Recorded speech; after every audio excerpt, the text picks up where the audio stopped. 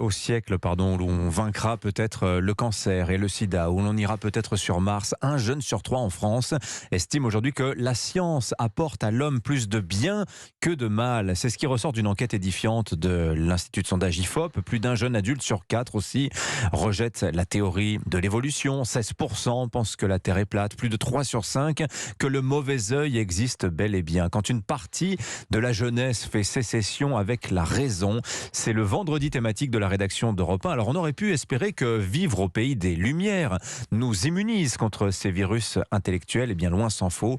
Mais au fait, les Lumières, qu'est-ce que c'était exactement? Bonjour Pierre-Yves Beaurepaire. Bonjour Dimitri. Bienvenue sur Europe 1, vous êtes professeur d'histoire moderne à l'Université Côte d'Azur à Nice.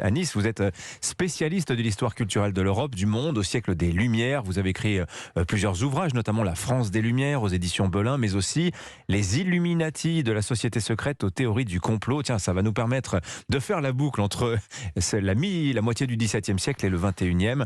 Ah, les Lumières, tout le monde connaît, mais plus personne ou presque ne les lit. Pierre-Yves Beaurepaire, qu'est-ce que c'était les Lumières exactement? Alors, c'est à la fois très proche et très loin de nous, comme vous le dites. D'abord, c'est l'esprit critique, c'est le fait qu'on puisse parler de tout. Jusqu'ici, on avait le droit de parler de pas grand-chose. On risquait la prison, la torture, ce qu'on dit à l'époque, embastiller le livre.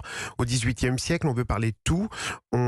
C'est très moderne parce qu'on est déjà dans l'espace public. Les médias de l'époque, c'est la correspondance, la presse. Quand j'ai travaillé sur les Illuminati, en quelques semaines, leurs ouvrages sont partis d'Europe et ont déjà touché les États-Unis, ont joué un rôle décisif, par exemple, dans l'élection américaine présidentielle. Donc on n'a rien inventé dans les années Trump ou aujourd'hui, c'est vraiment ça, les Lumières. C'est un mouvement qui embrasse tout, Oui. dans tous les domaines, et qui dit qu'on peut tout remettre en cause, à commencer par le dogme, l'autorité. Et Oui. ça nous parle beaucoup aujourd'hui. Alors, ça n'est pas qu'un esprit de fronde, c'est pas qu'un esprit de contestation. On va citer Diderot en 1762. Dans une lettre, il écrit la chose suivante: ce qui caractérise le philosophe et le distingue du vulgaire, c'est qu'il n'admet rien sans preuve, qu'il n'acquiesce point à des notions trompeuses et qu'il pose exactement les limites du certain, du probable et du douteux. Ce sont des mots quand même qui sont d'une étrange actualité à l'heure où effectivement on voit qu'un jeune sur 5 ou 6 pratiquement pense aujourd'hui que la Terre est plate et que sur les bords du monde il y aurait comme ça un mur de glace. Ça n'a jamais été vu, ça n'a jamais été filmé, il n'y a aucune preuve de cela, mais on a envie d'y croire. Moi cette formule m'interpelle, Pierre-Yves Beaurepaire. Oui, c'est exactement ça. C'est-à-dire que là, on voit l'actualité des Lumières. Rien n'est acquis. On veut savoir, on veut comprendre.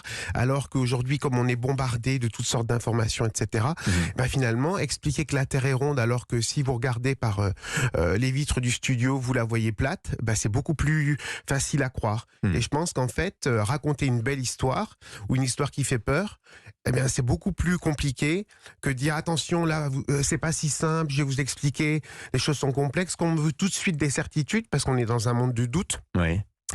C'est très compliqué. Mais alors, dans l'esprit dans vos ouvrages, vous expliquez que les Lumières, c'est un esprit de combat, d'engagement dans la cité. Celui qui croit que la Terre est plate, il mène son combat. Il veut convaincre les autres. Il conserve ça finalement de l'esprit des Lumières. En revanche, l'esprit critique, l'esprit de vérité, lui, c'est un petit peu évaporé. Alors imaginons que Diderot, Voltaire, Rousseau débarquent dans notre 21e siècle et qu'ils regardent notre époque. Qu'est-ce qu'ils diraient si vous vous placiez dans leurs écrits? Oui. Moi, je dirais qu'ils seraient fascinés, comme nous, par le côté instantané des informations, de ce qu'on peut capter du monde, etc. C'est-à-dire que pour eux, il y aurait une extraordinaire accélération. Eux, ça prenait des jours ou quelques semaines. C'est pas énorme non plus. Aujourd'hui, c'est quelques secondes. Donc ça, je pense que c'est vraiment important. Oui. Il file déjà la métaphore de l'électricité. On est au XVIIIe siècle, de l'information qui arrive de manière instantanée. Nous, on est sur Internet, ça change pas grand-chose. Oui. On a juste accéléré. Donc ça les fascinerait. Et ce qui, à mon avis... Imaginons Diderot découvrant Wikipédia. L'auteur de l'encyclopédie découvrant Wikipédia. Exactement, il se dirait... Une encyclopédie participative qu'on peut modifier chacun. Tout à fait. Et là, il se sentirait pas du tout dépaysé, parce que dans l'encyclopédie de Diderot, il y a des centaines d'auteurs, et il y en a un, par exemple, le Chevalier de Jaucourt, il a presque écrit à lui tout seul le tiers de l'encyclopédie. Donc déjà, le côté participatif et compilation qu'on a aujourd'hui, il y serait... Tout à fait sensible. Et ce qui lui ferait peur en même temps, c'est le retour des nouvelles croyances, des croyances Oui. non critiques, où vraiment on adhère à toutes sortes de choses sans cet esprit critique. Ça lui ferait peur. Alors, votre collègue Antoine Lilti, qui est aussi un spécialiste des Lumières, qui vient d'inaugurer une chaire au Collège de France sur l'histoire des Lumières, soutient l'idée aujourd'hui que les Lumières sont contestées de toutes parts, parce qu'il observe plusieurs choses. Il dit, regardez, le 21e siècle, aujourd'hui, il est très religieux, la démocratie est attaquée, la science est mise en cause. Alors, est-ce que c'est excessif de dire que c'est un retour à l'obscurantisme, finalement, qu'ont combattu Diderot et consorts ? Moi, je dirais que c'est les deux en même temps. On peut être aussi optimiste parce que l'esprit critique dont vous parliez tout à l'heure, qui va se dire, se loger ailleurs, c'est-à-dire, vous me proposez ça, avant c'était un argument d'autorité, maintenant je vais vous dire, moi c'est ma vérité alternative. Oui. Vous me dites ça, je passe. Après tout, c'est de l'esprit critique, comme vous disiez. Oui. Il suffirait de pas grand-chose, souvent, pour expliquer, pour le faire revenir dans le côté. Non, on n'accepte pas les choses toutes faites, on prend le parti d'en discuter. Parce qu'à l'époque aussi, ils étaient à la fois, certes contestataires, mais aussi plein d'ambiguïtés, proches des princes, proches Oui. d'un certain nombre d'avantages sociaux. Les Donc moi, je Lumières, pense que c'est jouable. Oui, parce qu'il faut rappeler aussi que les Lumières, c'est un élitisme. Il y a cette conviction c'est écrit, Diderot l'écrit, que la multitude a peu de chances de devenir un jour un public éclairé. Et alors, par exemple, je vois dans les débats qu'il y avait à l'époque dans les milieux anti-esclavagistes, ils se disent, et alors c'est drôle à l'époque, en ce moment de débat sur les retraites, ils se demandent si on va convaincre le public par des arguments rationnels ou finalement ça suffit de jouer sur les ressorts de l'émotion. Finalement, c'est très contemporain ça aussi. Mais oui, tout à fait. C'est-à-dire que la dimension de l'émotion, elle est très présente. Et vous parliez de Diderot, Voltaire l'a très bien compris. Ouais. Quand on a ressorti il y a quelques années ses écrits sur la tolérance à l'occasion des attentats qui avaient eu lieu en France, qui ont eu un succès tout de suite. En 2015. On a vendu des milliers d'exemplaires dans les jours qui ont suivi. On n'a pas fait attention au livre où il disait, en fait, il y a le titre sur la tolérance, mais il y a le fait qu'il réagit affectivement à l'émotion, le choc de l'émotion.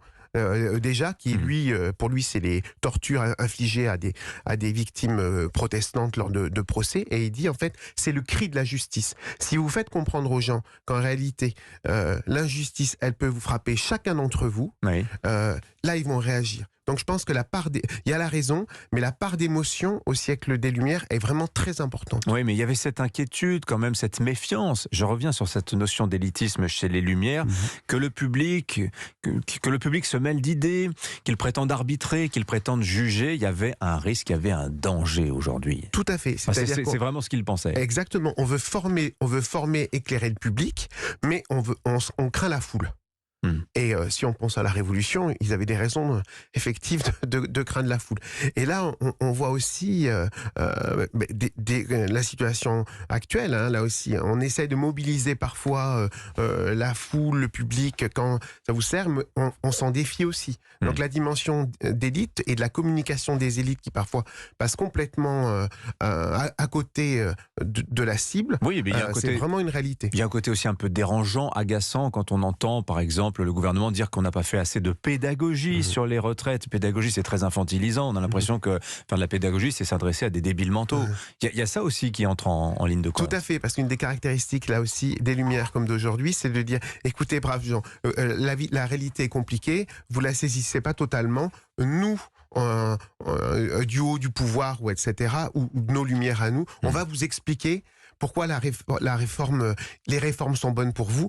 L'impossible réforme au XVIIIe siècle, c'est vraiment un sujet aussi permanent. On dit qu'il faut faire la réforme, mais on l'explique mal, d'où la pédagogie, etc. Et à l'arrivée, finalement, il y a une sorte de dialogue de sourds qui s'installe. On le voit tous les jours. Tiens, je terminerai sur cette phrase du voyage de Bougainville de Diderot, qui fait dire au vieillard tahitien accueillant le voyageur: nous ne voulons point troquer ce que tu appelles notre ignorance contre tes inutiles lumières. Voilà, c'est encore d'actualité. Merci Pierre-Yves Beaurepaire. Merci à vous d'être venu nous voir sur Europe 1 ce matin. Je rappelle, vous êtes historien des Lumières. Vos 2 derniers ouvrages, La France des Lumières aux éditions Belin, et puis Les Illuminati, de la société secrète aux théories du complot.